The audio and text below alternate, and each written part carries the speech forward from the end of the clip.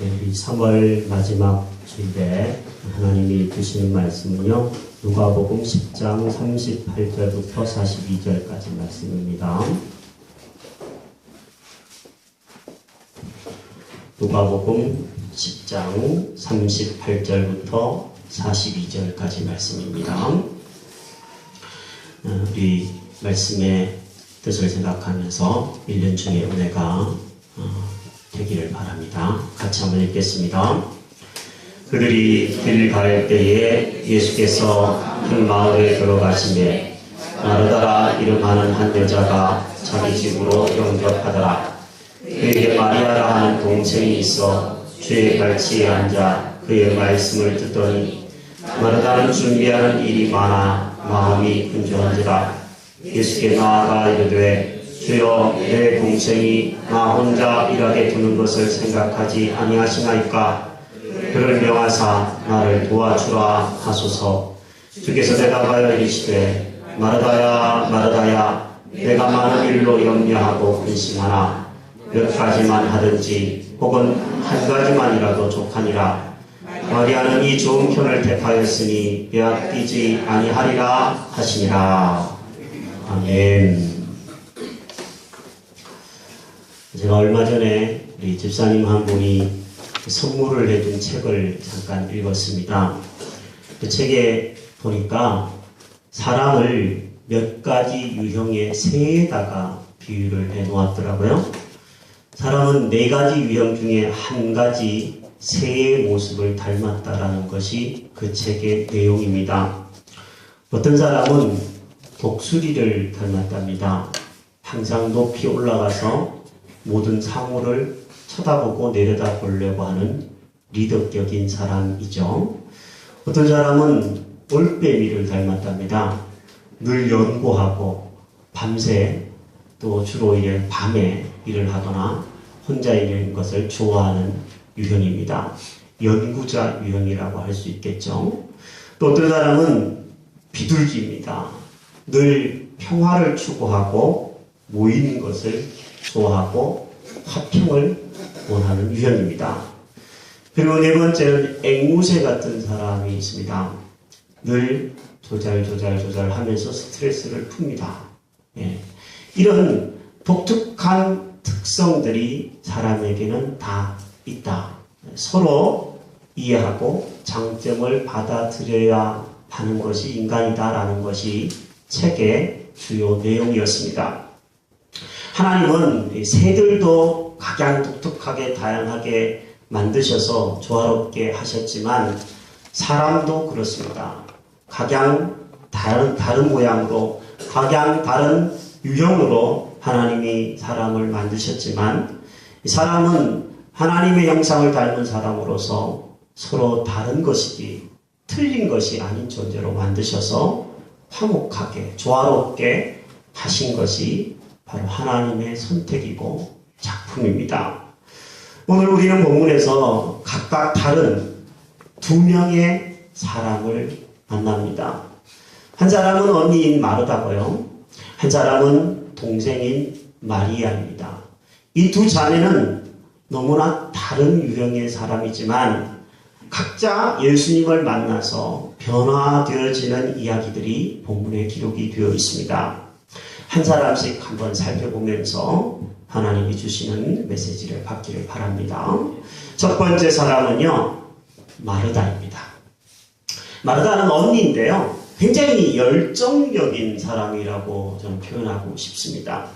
왜냐하면 예수님을 자기의 집에 모실 정도이니까 굉장히 열심도 있고 열정도 있는 사람인 것 같아요. 믿고 따르는 선생님이시긴 하지만 예수님을 자신의 집에 모셔서 대접을 한다는 것은 적은 열정으로는 되지 않습니다. 한 번은 저희 사택에서 한 달에 한 번씩 있는 가정교회를 준비할 때였습니다. 아내는 하루 종일 집안 청소를 하더라고요. 그러더니 음식을 준비하더라고요. 나중에는 심지어 거실에 있는 소파도 자기 혼자서 들어서 안방으로 옮겨 놓더라고요. 완전히 집안을 들었다 놨다 했습니다. 저녁에 가보니까 집이 완전히 구조가 바뀌었어요.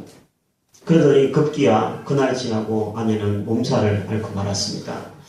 좀 손님을 집에 초청하고 모신다라는 것은요, 사실 쉬운 일이 아닙니다. 그런데 마르다는 스스로 자청해서 예수님을 집으로 모셨고, 예수님뿐만 아니라 제자들까지 다 집으로 모셔서 극진히 대접을 합니다. 굉장한 열심이 있는 사람이죠. 그러나 마르다는 준비할 것이 제 아내처럼 너무 많았던 것 같습니다. 처음에는 좋은 마음으로 봉사를 시작했지만 차츰 마음이 분주해지기 시작했어요. 아마 왜 저 남편이 나를 안 도와줄까? 이런 마음을 아내가 품었다면 그 마음이 아마 대접하는 것은 좋은 마음이겠지만 불편했을 거라고 생각합니다. 제 아내가 그랬다는 것은 아닌데 나중에 저한테 도움을 요청하기는 했었습니다. 이 마르다도 마찬가지였습니다. 처음에는 좋은 의도로 이 예수님과 식구들을, 제자들을 섬기려고 했지만 나중에는 마음이 너무 분주하고 너무 할 일이 많다가 보니까 짜증이 났던 것처럼 보입니다. 그래서 40절은 이렇게 이야기해 줍니다. 마르다는 준비하는 일이 많아 마음이 분주했다. 그래서 예수님께 이르되 주여 내 동생이 나 혼자 일하게 두는 것을 생각하지 아니하십니까? 그를 명하사 나를 도와주라 하소서. 이렇게 얘기합니다. 다른 번역 성경에 보니까 이 40절은 이렇게 번역되어 있습니다. 주님, 제 동생이 저에게만 일을 떠맡기는데 이것을 보시고도 가만두시렵니까? 마리아더러 저를 좀 거들어 주라고 일러 주십시오. 라고 번역을 해 놓았더라고요. 마르다는 쉴 새 없이 아마 움직여야 됐을 것입니다. 집안을 청소하기 위해서, 얼음알같이 청소하기 위해서 막 분주하게 움직였겠죠? 음식을 준비하기 위해서 주방에 들락날락 했겠죠? 장도 봐야 됐을지도 모릅니다. 상을 차리고 혼자 그 모든 일들을 다 하려고 하니까 얼마나 힘들었을까요? 예수님은 이 마리아의 모습을 나중에 이렇게 지적하셨습니다. 너무 잘 하려고 하다가 보니까 마음이 분주해졌고 결국에는 이 사람이 짜증을 나게 되었다는 것을 이야기하시면서 결국엔 예수님이 이야기하시는 이 마리아에 대한 핵심은 이런 내용입니다. 너가 너무 잘 하려고 하다가 보니까 그게 욕심이 되어서 나를 놓쳤다라고 얘기하는 것으로 보입니다. 그럼 사람이 봉사에도 욕심이 있습니다. 선한 일에도 욕심이 생기면 위험해집니다.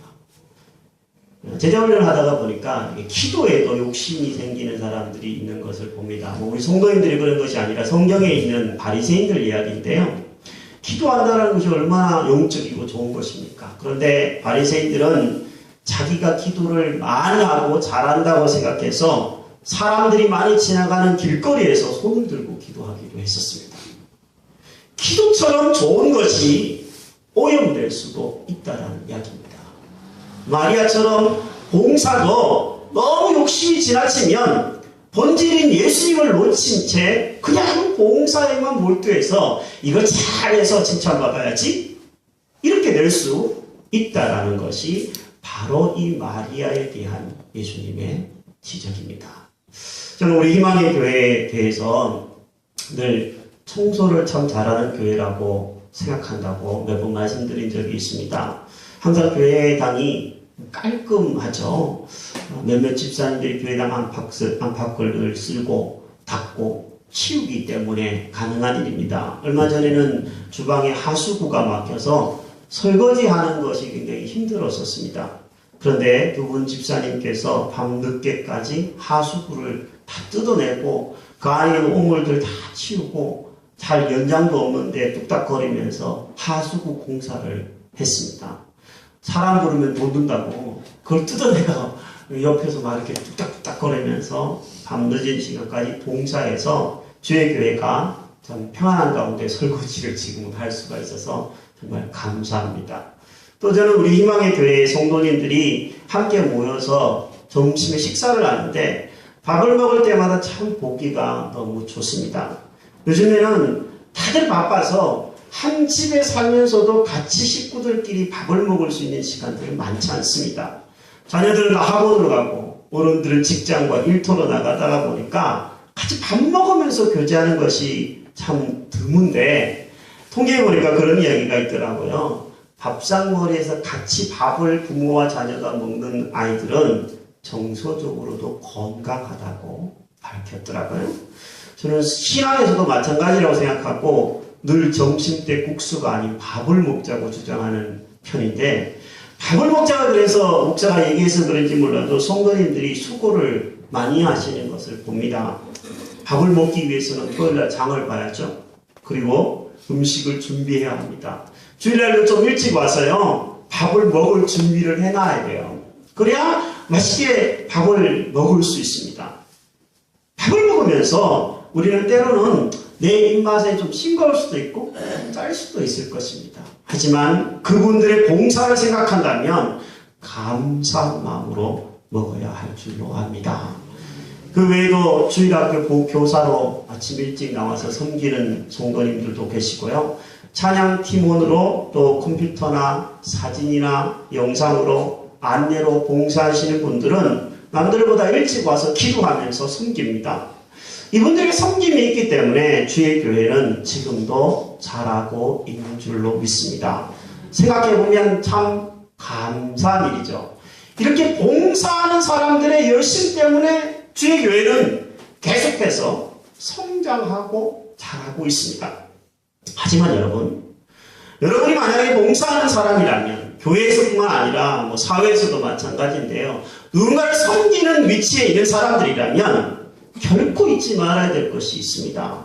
그게 뭐냐면 봉사를 너무 잘하려다가 그 잘하려고 하는 욕심 때문에 본질인 예수님을, 사랑을 놓치면 안 된다는 겁니다. 말하자면 봉사를 잘 하려다가 하는 그 욕심이 지나쳐서 예수님을 놓쳤고 예수님을 놓치다가 보니까 예수님에게서부터 나오는 말씀을 듣지 못해서 불평이 일어났고 짜증을 부렸다는 것을 기억해야 합니다. 여러분은 혹시 마르다와 같은 경험이 없었습니까? 여러분은 마르다와 같은 사람은 아니었습니까?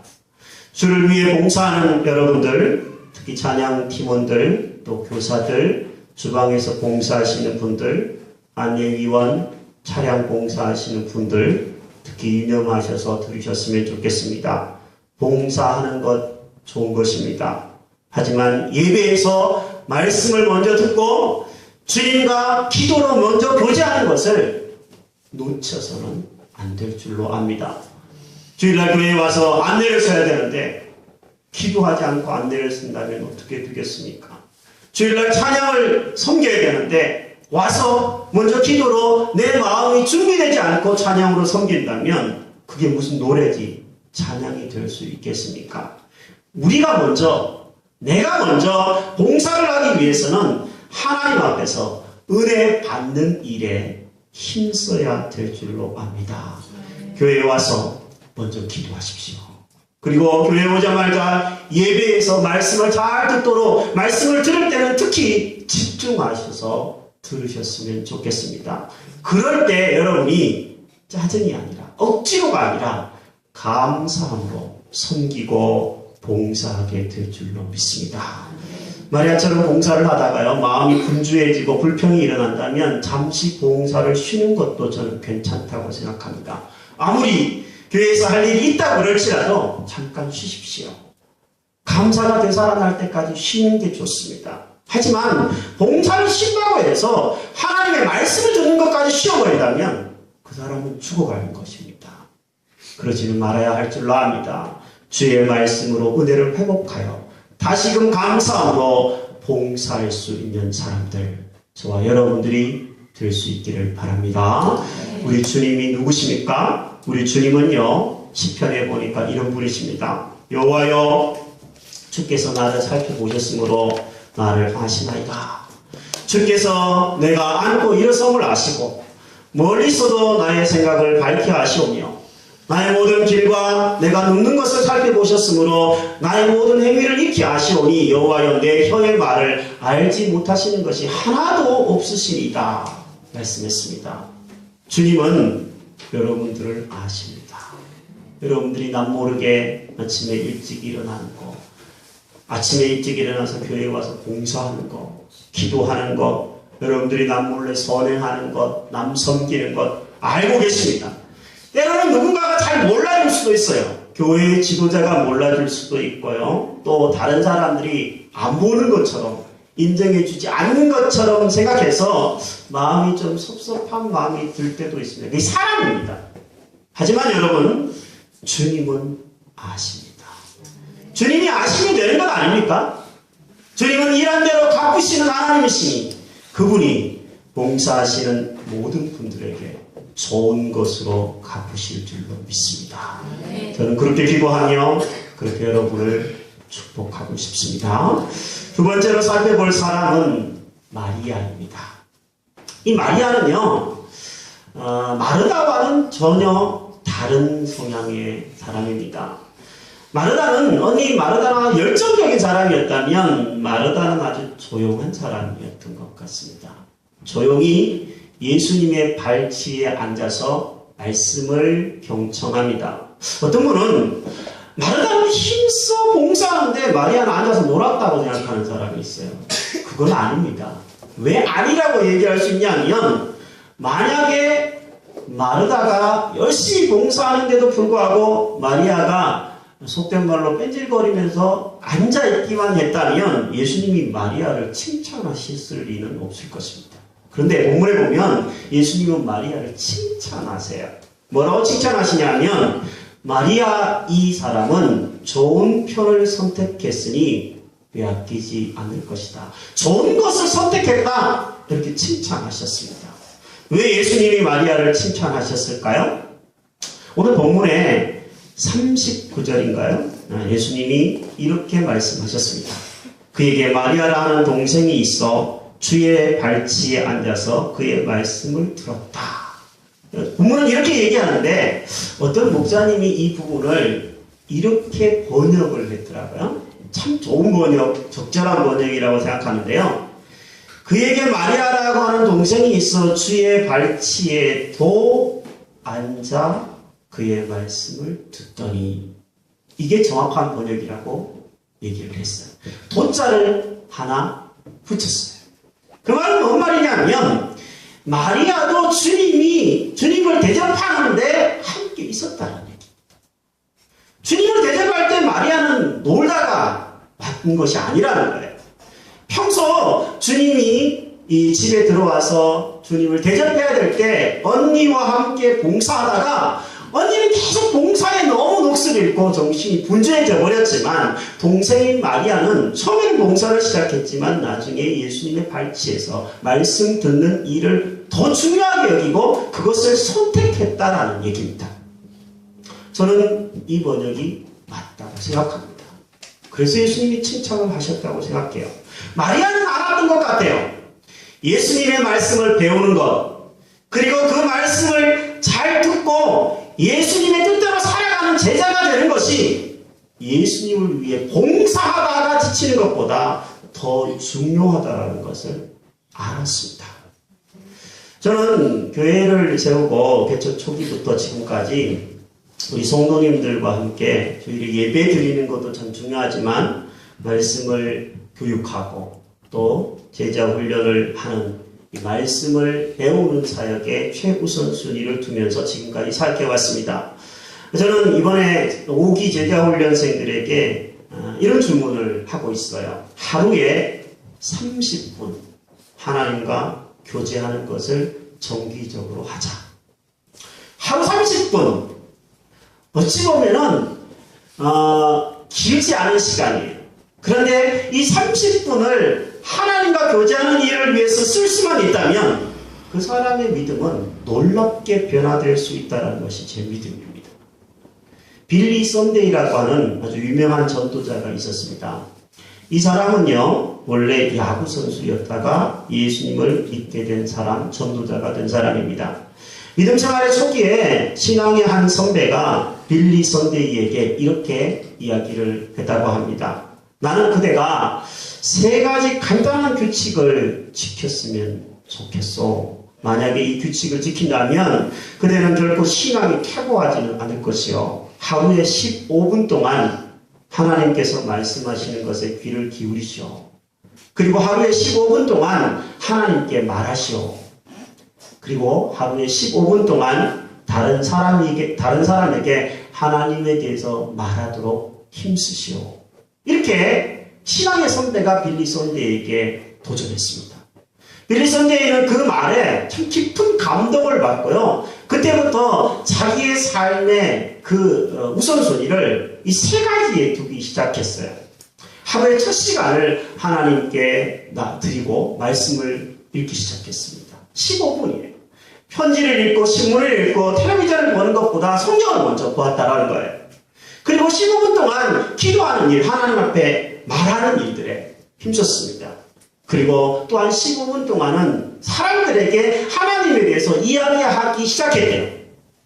그런데 이 사람이 놀라운 결과를 일으켜냈는데요. 이 사람 한 사람이 전도해서 예수 믿은 사람이 90만 명 정도가 된다고 합니다. 15분의 기적입니다.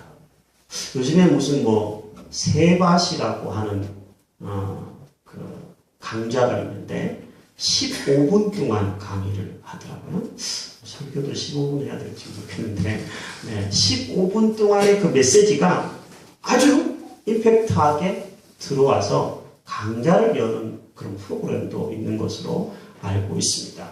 저는 성도였을 때 20대 때부터 비슷한 훈련을 받았습니다.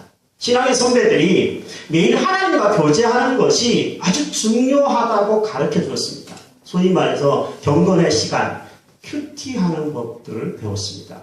근데 그게 처음에는 잘 안 되더라고요. 하루에 첫 시간을 들여? 하루에 15분을 내? 보이지 않는 하나님과 교제를 해? 참 어렵더라고요. 몸에 잘 안 배더라고요. 어떤 때는 일주일에 한 번 하나님을 만날 때도 있었고 어떤 때는 2번, 3번 이렇게 만나기 시작하다가 한 10년쯤 지나니까요. 매일 하나님을 만나기 시작하더라고요. 그 매일 하나님을 만나기 시작하는 것이 결국에는 저를 목사로 만들었습니다. 저를 그래도 이 정도만큼이라도 변화시켜 주신 것은 매일의 짧은 하나님과의 그 만남이 지속되었기 때문에 가능한 일이었다고 말씀드리고 싶어요. 여러분을 향하여서 예수님이 죽으신 것을 기념하는 사순절 열기를 우리는 보내고 있죠. 예수님은 여러분들의 일을 위해서 죽으시지 않으셨습니다. 예수님은 여러분들의 사업을 위해 죽으신 것도 아니고요. 여러분들의 무슨 복잡한 여러 계획하는 일들을 프로젝트를 위해서 죽으시지도 않으셨습니다. 예수님은 누구를 위해 죽으셨습니까? 여러분을 위해서 죽으셨습니다. 그러므로 예수님은 여러분을 만나기를 원하십니다. 사실은 나를 만나기를 원하세요. 나를 통하여서 큰 일을 하는 것도 물론 좋은 일일 수 있겠지만 일보다 봉사보다 먼저 중요한 것은 자신을 원하신다는 겁니다.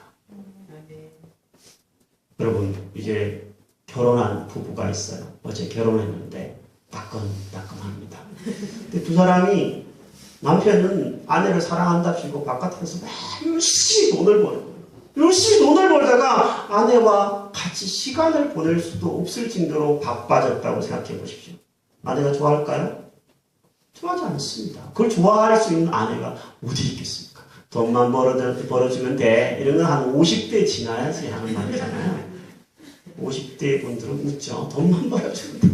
네. 50대가 되면 이랬대요. 네. 같이 교제하는 게 그렇게 중요한 것 아닙니까? 여러분도 하루에 일정한 시간을 5분이 됐든 10분이 됐든 아침 첫 시간이 됐든 저녁 잠자기 전의 시간이 됐든 주님과 교제하는 일들에 힘쓸 때 여러분은 말할 수 없는 삶의 놀라운 기적을 경험하게 될 줄로 믿습니다. 여러분 이 마르다와 마리아를 우리 함께 살펴보았습니다. 상당히 다르죠. 마르다는 일 중심형의 사람이라고 말할 수 있을 겁니다. 일을 아주 잘 아는 사람이에요. 그런데 마리아는 사람 중심형의 사람이에요. 사람을 소중하게 여기고 그 사람을 가까이 대하고 이런 것들이 상당히 익숙한 사람입니다. 우리는 이 두 장면을 보면서 누가 더 잘했느냐? 누가 더 칭찬받을 만하냐? 판단해서는 안 될 줄로 압니다. 왜냐하면 마르다처럼 능동적이고 적극적인 사람이 필요한 반면에 마리아처럼 조용하고 그냥 하나님의 말씀을 듣는 것을 소중히 여기는 사람도 필요한 것입니다. 하나님의 나라에는 다양한 사람들이 다 필요합니다. 하나님의 교회에는 서로 다른 사람들이 모여서 하나가 되는 것이 교회입니다. 요즘에 우리 박근혜 대통령이 통일에 대한 얘기를 많이 하시더라고요. 뭐 통일위원회도 만들고 거기 위원장도 되고 대한민국이 통일이 되면 여러분 어떻게 될 거라고 생각하십니까? 상상이 되세요? 정말 이질적인 문화에서 반세기 이상 살았습니다. 통일되면 정말 말할 수 없는 어려움도 있을 거라고 생각해요. 하지만 통일은 돼야 돼요? 되지 않아도 돼요? 여기 통일을 원하지 않는 사람이 있다면 죄송한데 저는 통일은 반드시 돼야 될 일이라고 생각합니다. 이 나라가 더 이상 부모와 형제가 갈라지고 찢어지고 울고 1년에 혹은 10년에 한 번 겨우 만나는 이런 나라가 되었어야 되겠습니까? 저이질적인 북한 사람들과 하나가 되려면 우리가 먼저 하나 되는 연습을 하지 않으면 안 됩니다. 제가 유일하게 노래방은 뭐 거의 안 가지만 만약에 가요를 부를 일이 있으면 제가 유일하게 18번으로 부르는 노래가 있습니다. 뭔지 아십니까? 전라도와 경상도를 가로지르며 섬진강 주기 따라 화개장터. 뭐 조영남 씨인가요? 그분이 부른 그 노래를 제가 이렇게 불러줍니다. 제가 이렇게 그걸 18번으로 선택했던 것은 뭐 사연이 있긴 한데 지금은 이렇게 해석해요. 우리 교회 안에도 전라도 분이 있고 저는 고향은 경상도인데 전라도 분들하고 얘기하면 굉장히 재밌어요. 사투리가 어찌 그렇게 구수하게 이게 귀에 팍팍 이렇게 들어오는지 너무 재밌다는 생각을 해요. 제가 전라도 사람들에 대한 안 좋은 편견이 있었던 것 같아요. 그걸 깨트리는 계기가 교회였어요. 전라도와 경상도가 함께 만나는 곳이 화개장터가 아니라 교회입니다. 전라도 사람들끼리 모인 교회에 가본 적 있으세요? 그런 교회가 있어요. 그런 교파가 있다고. 정말 안타까운 일입니다. 잘 통할지는 모르지만요. 다양성이 존재하지 않는 거예요. 흑인과 백인이 만나는 곳이 교회입니다. 나중에 통일이 되어서 남한 사람과 북한 사람이 만나서 하나가 될 수 있는 것이 교회여야 합니다. 교회가 그 역할을 하지 못하는데 어떻게 세상에 나가서 여러분 우리는 한민족입니다. 하나입니다. 얘기할 수 있겠습니까? 지금부터 여기 우리 교회에서부터 우리가 서로의 다름을 인정하고 하나 되기를 힘써야 할 줄로 압니다. 그림에 보니까 아주 깡마른 사람이 한 사람 있고 뚱뚱한 사람이 한 사람 있습니다. 예. 여러분 두 사람 다 어때요? 보기가 좋아요? 아주 보기가 싫죠. 저는 교회에서 하나님의 말씀을 듣고 하나님의 말씀을 뒤로 한 채 봉사만 열심히 하다가 불평했던 마르다와 같은 사람이 계속 된다면 앞에 있는 이렇게 말라 비틀어진 말라깡이 그리스도인이 될 거라고 생각합니다. 반면에 말씀을 열심히 듣고 훈련을 열심히 했는데 봉사는 안 해요. 남을 위해 섬기는 건 전혀 안 해요. 그런다면 밑에 있는 뚱뚱한 비만형 그리스도인이 될 수 있는 우려가 있다고 생각합니다. 둘 다 조심해야 합니다. 그러면 그 다음 그림을 우리는 원해야죠. 저는 여러분이 제가 마리아처럼 하나님의 말씀을 통해서 배우고 훈련하고 교육함으로 주님의 말씀을 잘 배워서 또한 거기서 머무르는 것이 아니라 한 가지라도 감사함으로 주의 교회를 섬기고 이웃을 섬기는 봉사의 사역을 함께 행하면서 균형 잡혀 있는 이런 사람이 되기를 바랍니다. 건강한 성도가 되기를 바랍니다.